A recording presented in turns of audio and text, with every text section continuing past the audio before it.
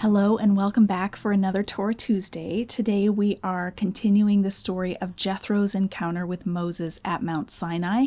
If you did not watch last week's video, you'll want to pause here and go back and watch that because it sets us up to understand what's happening this week. We're going to pick it up in verse 6, which is right at the moment when Jethro arrives at the camp to meet Moses. I'm reading from my translation of the Hebrew, starting in verse 6. He said to Moses, that would be Jethro is speaking, Jethro said to Moses, I, your father-in-law Jethro, am coming to you, and your wife and your 2 sons with her. So Moses went out to meet his father-in-law. He bowed down and kissed him. They each requested peace from the other, and they entered the tent. Moses recounted to his father-in-law everything Yahweh had done to Pharaoh and to Egypt for the sake of Israel, all the hardship they found on the way, and how Yahweh delivered them. Jethro rejoiced over all the good that Yahweh had done for Israel, how he delivered them from the hand of Egypt. Jethro said, Blessed be Yahweh, who delivered you from the hand of Egypt and from the hand of Pharaoh, who delivered the people from under the hand of Egypt. Now I know that Yahweh is greater than all the gods, because in this way they treated them presumptuously.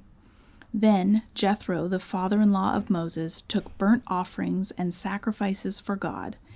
Aaron came with all the elders of Israel to eat bread with the father-in-law of Moses in the presence of God. All right, so at the start of our passage, Jethro apparently sent word ahead to let Moses know he was coming before he arrived, and that precipitates a peaceful and happy reunion. Moses bows down and kisses him, which shows his honor for this older male family member by marriage. And they have a wonderful time catching up. So he brings Jethro into his tent, or into the tent. It says they entered the tent. What tent is this? Is this Moses' tent? Or is this the tent of meeting, later known as the tabernacle? If it's the tent of meeting, which is very possible given that the scene ends with making sacrifices, then this story is out of sequence because they don't have a tabernacle yet. They arrive at Sinai in the next chapter, and while they're there, God gives the instructions for building a tabernacle. Now, we do have at least one good reason why this episode should be out of order. So if this is indeed the tent of meeting, in which case Jethro is visiting later, the narrator reorients it here for the reasons we talked about last week. That is, to put the Jethro encounter side by side with the Amalek encounter to show that there are 2 different models of how Israel can relate to the nations. God had said to Abraham in Genesis 12, verses 1 through 3, that whoever blesses you, I will bless, and whoever curses you, I will curse. And so that bifurcation between enemies and allies is very clear in the side-by-side stories of the Amalekites and this Midianite priest who offers sacrifice and fellowships with Moses. Moses catches him up on all that God has done by giving a testimony of Yahweh's deliverance. The response of Jethro is poetic and filled with praise. You might have noticed a kind of ABA pattern, like a literary sandwich, talking about the hand of Egypt, the hand of Pharaoh, and the hand of Egypt. And he does in the first line of this poetic triplet, he says, Blessed be Yahweh who delivered you from the hand of Egypt. This is a plural you, so he's speaking of y'all, all of the Israelites.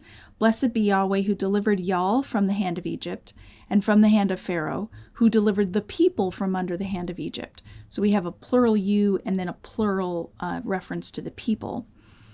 And the conclusion that Jethro draws from this amazing deliverance story is that Yahweh is indeed greater than all the gods. Exodus 12, verse 12 had spoken of Yahweh bringing judgment on the gods of Egypt, and Jethro agrees with this assessment that Yahweh is greater. The next line, or the last half of verse 11, is a bit ambiguous. Who treated whom presumptuously?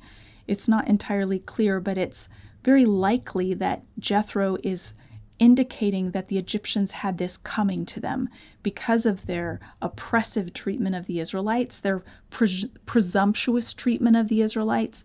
They received this just reward of being defeated by Yahweh. He says that he has come to know Yahweh. Now I know. And that ties in with this bigger theme throughout the book of Exodus of knowing Yahweh and knowing his name. Remember, in the signs and wonders, God would often say, and then you will know that I am Yahweh, or and then they will know that I am Yahweh. Here, Jethro, the foreigner, is testifying, now I know that Yahweh is greater than all the other gods. He's affirming Yahweh's superiority. In Chris Wright's commentary on Exodus, he points out that this statement Jethro makes in verse 11 sounds very much like a couple of other statements.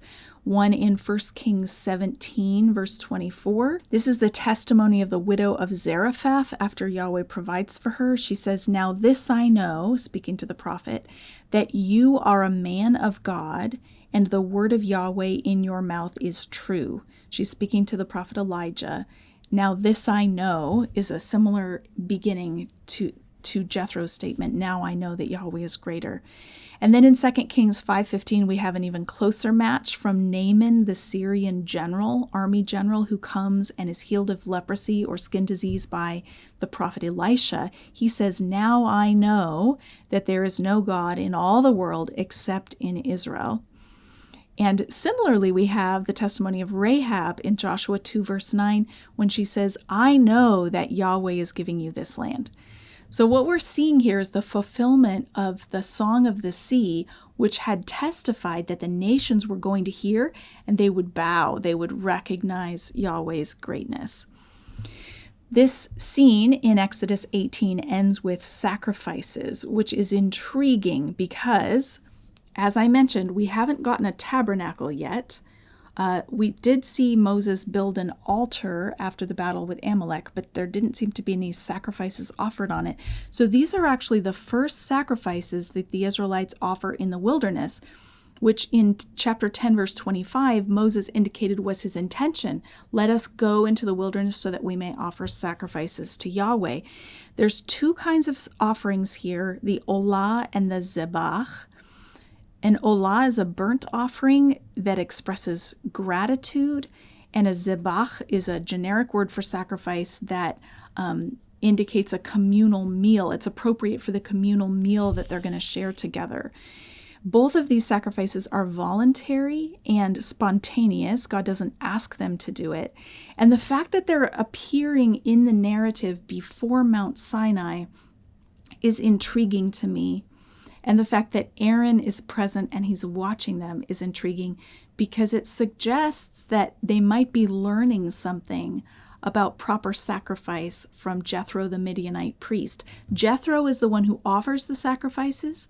Although he is visiting their camp, he is actually acting as host in this situation and leading the way in this ritual observance of bringing honor to Yahweh and of fellowshipping with the elders of Israel over the table.